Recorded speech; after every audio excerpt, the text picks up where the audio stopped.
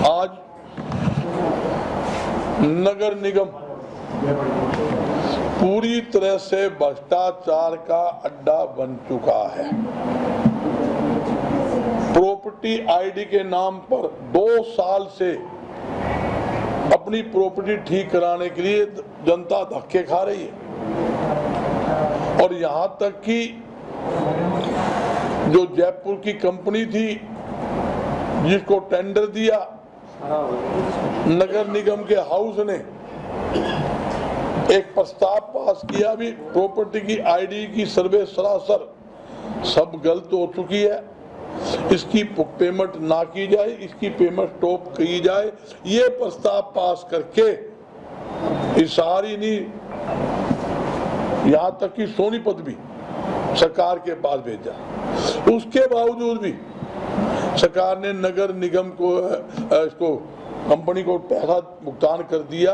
ये एक बहुत बड़ा घोटाला है और यहाँ तक कि प्रॉपर्टी आईडी ठीक कराने के लिए जनता को पैसे देने पड़ रहे हैं धक्के खाने के साथ साथ। एक और बड़ा घोटाला सामने आया जो लोगों ने बताया, प्रॉपर्टी सील के नाम पर एक भय बिठाकर बड़ा मोटा पैसा नगर निगम के अधिकारियों द्वारा ठगा जा रहा है, घोटाला किया जा रहा है। तीसरा, तहसील, वो भी एक भ्रष्टाचार का अड्डा है।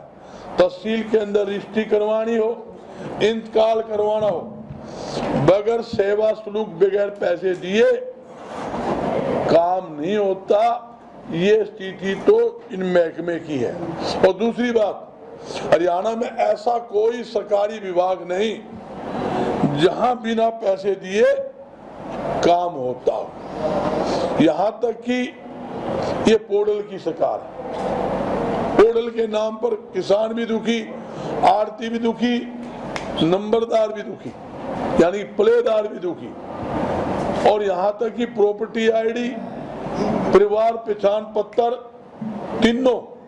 ये तीनों ऐसे चीज है, ये जनता को परेशान करने के सिवाय कुछ भी नहीं है। ये जनता को परेशान करने वाली ये तीनों चीजें हैं। कांग्रेस की सरकार आने पर हरियाणा के अंदर पहली कलम से प्रॉपर्टी आईडी को खत्म किया जाएगा, पोर्टल खत्म किया जाएगा, परिवार पहचान पत्र खत्म किया जाएगा। उसके साथ कई योजना और लेकर आए। शॉर्टकट में बताता हूं, जो सरकार कहती थी रसोई गैस सिलेंडर 400 रुपए हम 250 देंगे, आज 1000 पार कर दिया। हम 500 रुपए अधिकतम रसोई गैस सिलेंडर की कीमत रखेंगे। 300 यूनिट बिजली फ्री, 6000 रुपए बुढ़ापा पेंशन, यानी कि एक ताऊ एक ताई दोनों को 6,000 अलग अलग 12,000 एक घर को मिलेंगे। ये हमारी योजना है। मैं यही बताना चाहता हूं, सरकार को तुरंत प्रभाव से जो जयपुर की कंपनी जिसको प्रॉपर्टी आईडी का ठेका दिया था उसके खिलाफ एफआईआर दर्ज करके उससे पैसे की रिकवरी करनी चाहिए। और उसके साथ साथ जो जनता ने 2 साल से धक्के खा रहे हैं और जिनसे पैसे इकट्ठे गए हैं, वो पैसे भी जो भी अधिकारी ने गोलमाल किया है उससे रिकवरी करके उसके खिलाफ भी कार्रवाई होनी चाहिए। ये हमारी मांग सरकार के साथ है। ये सरकार पूरी तरह से फैल सिद्ध हुई है, हर मुद्दे पे फैल सिद्ध हुई है। मुख्यमंत्री जी लंबी लंबी बातें करते हैं, झूठ और जुमला। अगर किसी ने सीखना हो तो भारतीय जनता पार्टी पूछ लो। 10 साल हो गए भाई, पौने 10 साल में तो कोई एक फली फोड़ी नहीं। अब ये कहे हम ये कर देंगे वो कर देंगे। अरे हमारी जो स्वराज के अंदर जो हमने योजना लागू की, 382 गरीब परिवारों को 100 गज के प्लाट, 2 रुपए किलो गेहूं, 3 रुपए किलो चावल, 20 रुपए किलो दाल देने की योजना थी।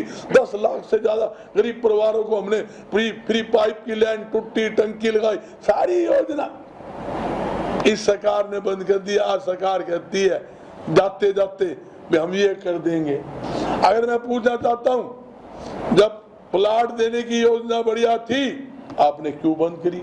ये मुख्यमंत्री जी कहते हैं 7755 लोगों को उन्हें कागज दे दिए। अरे मारे टाइम के प्लाट काटे, हमने पंचायतों से बात करके जमीन ली, निशानदेही कराई, भाई आपका बिल्ली का सिक्का टूट गया, आपकी सरकार आ गई तो आपने ये हो गया।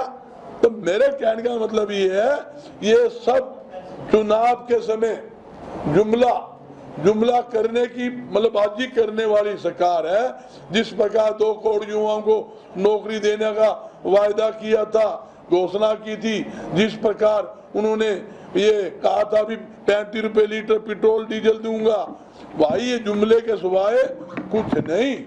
और असलियत में सुन लो, आपके आशीर्वाद से और जनता का पूरा आशीर्वाद से कांग्रेस की सरकार बनेगी। और हर कांग्रेस का नेता कार्यकर्ता घर घर जनता के बीच जा रहा है, संपर्क कर रहा है। दूसरी बात ले लो, अब हमने जिला स्तर के ऊपर कार्यकर्ता सम्मेलन पूरे हरियाणा में शुरू कर रखे हैं। 90 के 90 विधानसभा के अंदर जनसभा करेंगे। और कहता हूं कार्यकर्ता सम्मेलन के अंदर इतनी भारी भरकम भीड़ आपके सामने उमड़ रही है, आप सोच नहीं सकते। हमने 13 तारीख को अनाज मंडी के अंदर कार्यकर्ता सम्मेलन करेंगे, जिसके अंदर चौधरी भूपेंद्र सिंह हुड्डा मुख्य अतिथि होंगे। हरियाणा का प्रदेशाध्यक्ष उदयभान जी प्रदेशाध्यक्ष होंगे और भाई जयप्रकाश जी जहाँ के हमारे सांसद है वो हमारे विशिष्ट अतिथि होंगे। ये ऐतिहासिक ये कार्यकर्ता सम्मेलन होगा। उसके बाद 9 के 9 विधानसभा क्षेत्र के अंदर हम जनसभा करने जा रहे हैं। आज स्थिति ऐसी है, इस राज्य के अंदर ना व्यापारी सुरक्षित है, ना आम जनता सुरक्षित है, ना मेरी बहन बेटी सुरक्षित है, और यहाँ तक कि भाई पुलिस के अधिकारी और कर्मचारी सुरक्षित नहीं। जो सरकार अपनी पुलिस कर्मचारी की सुरक्षा ना कर सके, उससे कोई सुरक्षा की उम्मीद की जा सकती है क्या? 16 दिन हो गए इस हार में कांड हुए और इसके बाद कल भी कत्ल हो गया है। 6 दिन के 6-7 कत्ल हो लिए। करनाल ले लो, आप फतेहाबाद ले लो, गुड़गांव ले लो, फरीदाबाद ले लो, मतलब हर जगह मतलब अपराध खुलेआम चल रहा है और अपराधियों का पूरे हौसले बुलंद है। ये सरकार पूरी तरह अपराध को रोकने में फैल सिद्ध हुई है। 13 तारीख वाले कार्यक्रम में कितने कहां के कार्यकर्ता